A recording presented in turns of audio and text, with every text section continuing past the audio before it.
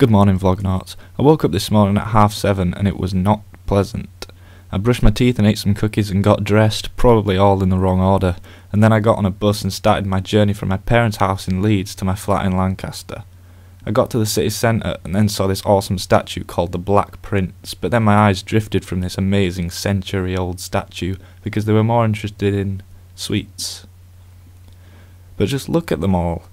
Then I checked the fancy board to see what platform my train was on.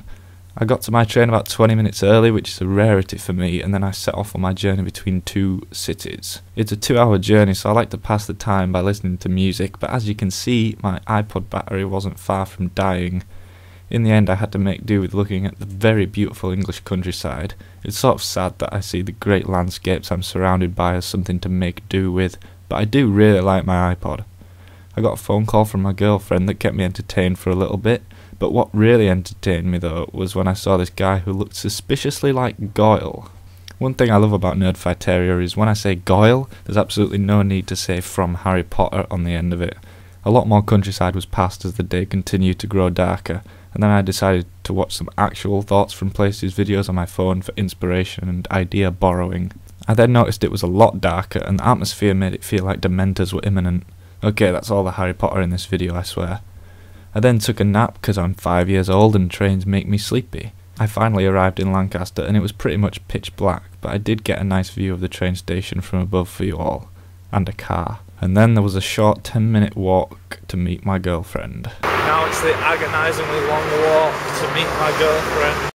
We went to Sainsbury's, which is a grocery store for all you Americans, and there was loads of interesting things happening. Lots of interesting things are happening, right? Then I went to the toilet and didn't get my hands dry. They never work. Next I got on another bus back to campus and it was pretty deserted, but there were all these pretty lights on the floor, which is better than people, surely.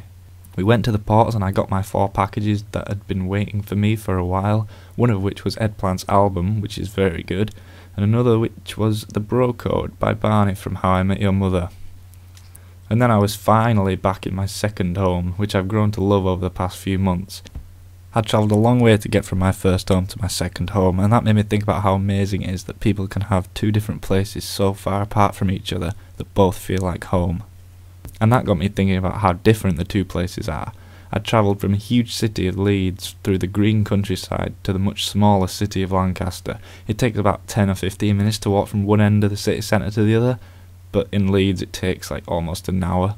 And that got me thinking about how cool students are in general, that we've managed to turn this very small isolated place surrounded by fields and farms into a bustling place 24 hours a day, full of shops, nightlife and a lot of buses.